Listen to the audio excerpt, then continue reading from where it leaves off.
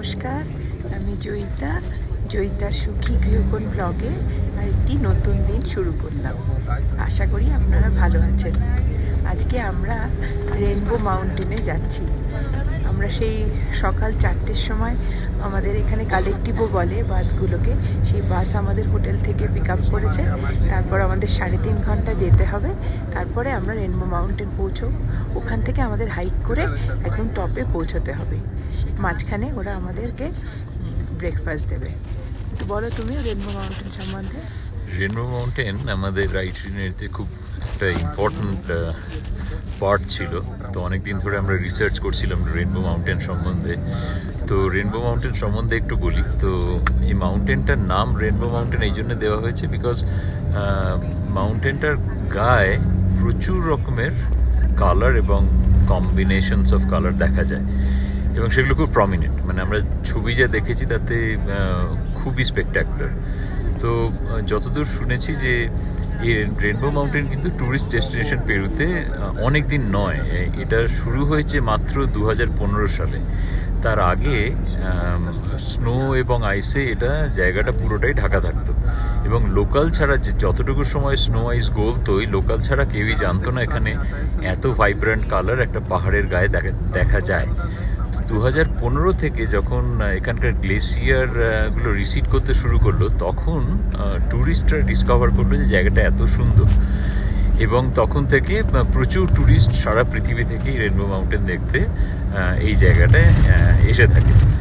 তো এই কালারগুলো খুব ইন্টারেস্টিং। এই কালারগুলো তৈরি হয় ডিফারেন্ট মিনারেলস এবং মিনারেলসের সল্টস থেকে। যেমন লাল ব্যান্ডসগুলো শুনেছি তৈরি হয়েছে আয়রন অক্সাইড থেকে, আয়রন সালফাইড থেকে আসে হলুদ রং এবং নানা রকম ক্লোরাইডস থেকে আসে সবুজ রং। এরকমই নানা রকমের মিনারেলস এখানে আছে যার থেকে এই রঙগুলো তৈরি হয়।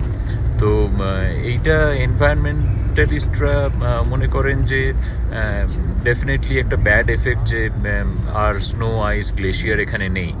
আবার আর একটা জিনিস হচ্ছে ট্যুরিজম জায়গাটাকে একদমই বদলে দিয়েছে। আবার আর একটা অ্যাসপেক্ট হচ্ছে ট্যুরিজমের মারাত্মক বাড়াবাড়িতে এনভায়রনমেন্টালিস্টরা ভয় পাচ্ছেন যে জায়গাটার ক্ষতি হতে পারে। তো যাই হোক, আমরা সাবধানী ট্যুরিস্ট হিসেবেই যাব, জায়গাটা যাতে প্রিজার্ভ থাকে, যাতে ক্ষতি না হয়। দেখা যাক কি দেখতে পারি। আজকে বেশ সানি ওয়েদার আছে, তো হোপফুলি ভালো কালার্স আমরা দেখতে পাবো। যা দেখবো সব আপনাদের সঙ্গে শেয়ার করব।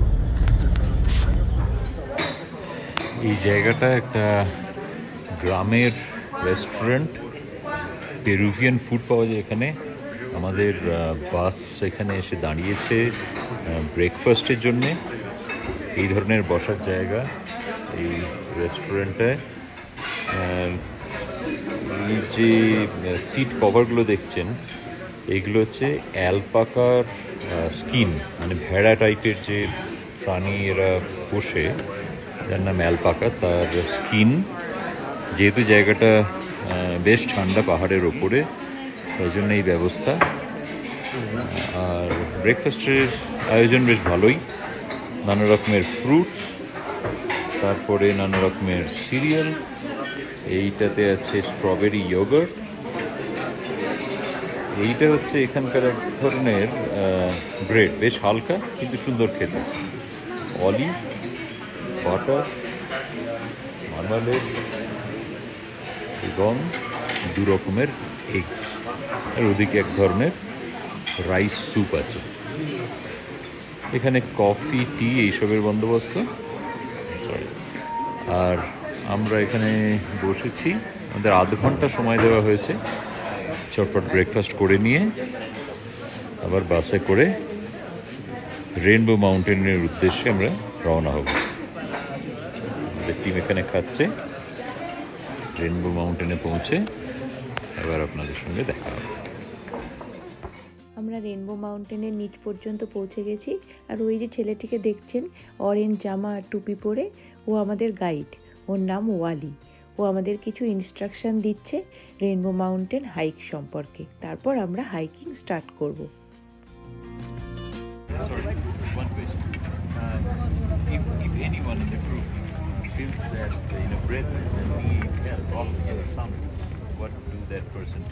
That's why just take your time, breathe slowly. But guys, don't sit please for a long time. You can sit 1 minute maybe and keep walking, or maybe you can sit, but don't sit for a long time because your body get cold. So I understand, but the question is in case of, say, a potential emergency, I'm right? gonna give you this magical oil and I'm gonna take the oxygen. I have oxygen. that's what I'm saying. That's what I'm asking. Okay. Okay, any questions, guys? ¿Alguna pregunta más? No? Okay. This group all go together. আমরা rainbow mountain hike start করলাম। এটা একটুখানি difficult hike, but hopefully আমরা পেরে যাব। এই দেখুন, এখান থেকে যেই বাইকগুলো, এই বাইকে করেও কেউ কেউ চাইলে ওপরে যেতে পারে, আর ঘোড়াও আছে, ঘোড়াতেও চাইলে আপনি ওপরে যেতে পারবেন। তবে আমরা ডিসাইড করেছি হেঁটেই উঠবো। তবে মাঝ রাস্তা থেকেও শুনলাম ঘোড়া নেওয়া যায়, যদি মাঝখানে গিয়ে কারো মনে হয় আর যেতে পারছি না, তারা সেখান থেকেও ঘোড়া নিতে পারে। তবে মোটর বাইক ওখানে আর পাওয়া যায় না। Solo ida. Long awaited train. Sí, sí. তো আমাদের এখান থেকে এখন 1 ঘন্টা হাঁটতে হবে, ওই পাহাড় ক্রস করতে হবে। We are extremely excited.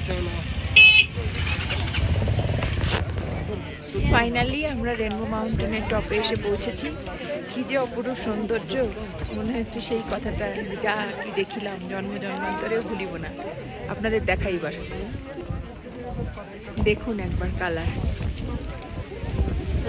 কি অপরূপ সৃষ্টি ভগবানের।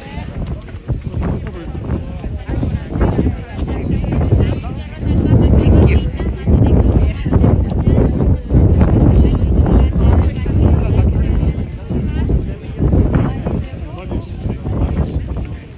অসম্ভব সুন্দর, অসম্ভব সুন্দর। এই রেনবো মাউন্টেন বিখ্যাত তার বিস্ময়কর প্রাকৃতিক সৌন্দর্যের জন্য। যেটুকু জেনেছি যে এই অনন্য ভৌগোলিক গঠন নাকি এলাকার বিভিন্ন খনিজ পদার্থের ফলে সৃষ্টি হয়েছে। শুধু চোখ ভরে দেখতে হয় এই সৌন্দর্য, বাক্যহারা হয়ে। এই জায়গাটির সামনে ফটো তোলার বিশাল লাইন পড়েছিল। আমরাও দাঁড়িয়ে পড়লাম সেই লাইনে আর তুলে নিলাম কিছু ফটো, যেটা কিনা চিরস্মরণীয় হয়ে থেকে যাবে আমাদের স্মৃতির খাতায়।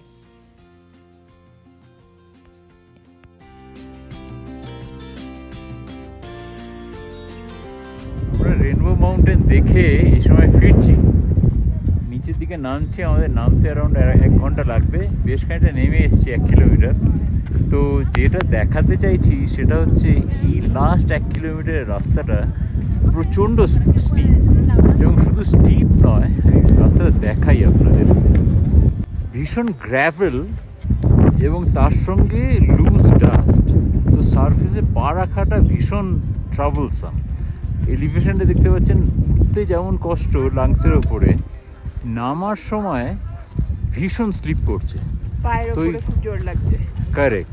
আর ওই লাঠির ভরসায় আর কি সাপোর্ট দিয়ে বলটাকে পেছন থেকে বেঁকিয়ে হাঁটুর উপর জোর দিয়ে আস্তে আস্তে নামতে হচ্ছে। দেখুন আপনারা ওই যারা নামছেন তাদের দেখলেই বুঝতে পারবেন যে ব্যাপারটা খুব সোজা নয়। যাই হোক, আমরা ওই নেক্সট যতটুকু আছে আরও আধ ঘন্টার ওপর লাগবে, আমরা আবার যাই, গিয়ে ফেরার পথে আবার কথা হবে। যাই হোক, আমরা করতে পেরেছি, এটাই আমি খুশি। যে প্রথমে ভেবেছিলাম মানে পারবই না, ভাগ্যিস গিভ আপ করিনি, চেষ্টা করে উঠেছি এবং পেরেছি, খুব খুশি। কারেক্ট। নামতে নামতে হঠাৎ চোখ আটকে গেল ওই দূরে পাহাড়টার দিকে। দেখুন বরফে কীরকম সাদা হয়ে আছে, রূপোর মতো চকচক করছে। ভাবলাম একটু আপনাদেরকে দেখিয়ে দিই পাহাড়টা। আর আমরা প্রায় পৌঁছে গেছি। প্রায় আমরা 40 মিনিট ধরে হাঁটছি। ওই দেখুন দূরে আমাদের বাসগুলো দেখা যাচ্ছে। আর মোটামুটি 8-10 মিনিটের মধ্যে আমরা ওখানে পৌঁছে যাব। তারপরে আমরা ফিরে যাব। আর মাঝখানে একটা জায়গায় আমাদের যে কোম্পানি নিয়ে এসছে ট্যুর গাইড, তারা লাঞ্চ ব্রেক দেবে। তারপরে আমরা কুস্কো ফিরে যাব। ওই দেখুন সামনের লেকটা, যাওয়ার সময় এটা নজরে পড়েনি তো, কি সুন্দর একটা হার্ট শেপের লেক পাহাড়ের কোলে। জলের রঙটিও দেখুন পান্না সবুজ রং। ও, এখানে অ্যাকচুয়ালি জিপ লাইনিং হচ্ছে। এই লেকের এই প্রান্ত থেকে ওই প্রান্ত ওরা নিয়ে যাচ্ছে জিপ লাইনিংয়ের মাধ্যমে। যাওয়ার সময় এটা খেয়ালই করিনি, অপূর্ব সুন্দর। আমরা হাইকিং শেষ করে 2 ঘন্টা আমাদের মিনি বাসটাতে করে আবার এই সেম জায়গা যেখানে ব্রেকফাস্ট করেছিলাম সেখানে ফিরে আসি। অত্যন্ত সুন্দর হসপিটালিটি, ভীষণ মিষ্টি ব্যবহার সবার। চলুন একটু আপনাদের দেখাই যে আমরা কি কি খাবার দাবার পেলাম এখানে। এটা buffet style lunch, again like breakfast. এখানে যেরকম আগের বারের মতো 2 রকমের টি রাখা আছে। এই যে কোকো টি, এই ব্যাপারটা এখানে খুব পপুলার। এগুলো কোকো পাতা থেকে এই চা তৈরি হয় এবং বিশেষ করা হয় যে হাই অল্টিটিউড সিকনেস অ্যাভয়েড করতে হলে এই cocoa T is very effective. প্রথমে এনারা দিয়েছিলেন একটা স্যুপ, নানা রকম মাশরুম, তারপর রাইস, এইসব নানা রকম মেশিনের soup.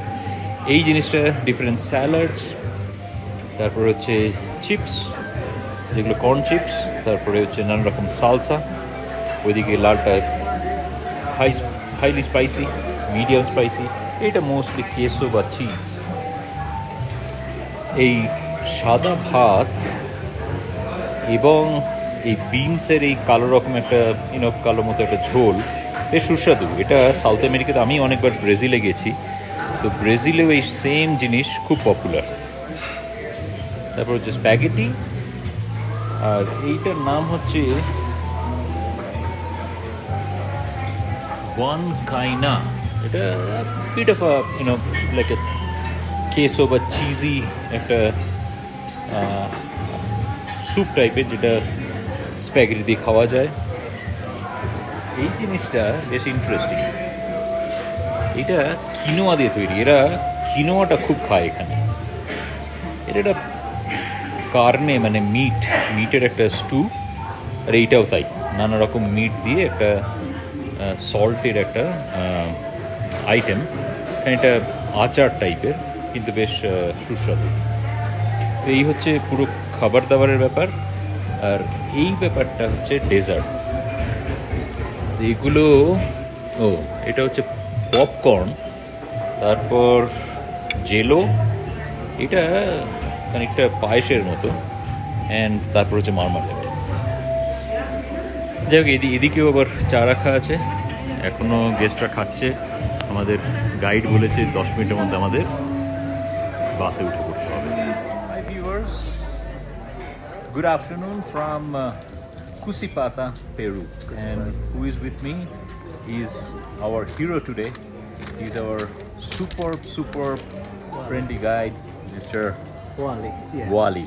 Okay. He represents a company called Chulos Travel. So what we can do is we can definitely recommend anyone who is visiting Peru and Cusco and would like to visit Rainbow Mountain or other destinations can certainly contact Mr. Wally. I can tell you guys, he's superb. So he's so helpful. So big cheers for Mr. Wally. Thank you so much, my friends. So all of you are welcome here. Wally is helpful for you. You come here, Wally is waiting for you. Wally will be your hero. Super Wally, always positive. Thank you so much. He is positive. Thank you very much, guys. Rainbow mountain journey এখানেই শেষ করলাম আজ। তাহলে এই পর্যন্তই। ব্লগটি ভালো লাগলে লাইক, কমেন্ট, শেয়ার করবেন প্লিজ। আর চ্যানেলটি সাবস্ক্রাইব করে পাশে থাকার অনুরোধ রইল। সকলে খুব ভালো থাকবেন। দেখা হবে খুব শিগগিরই। ধন্যবাদ।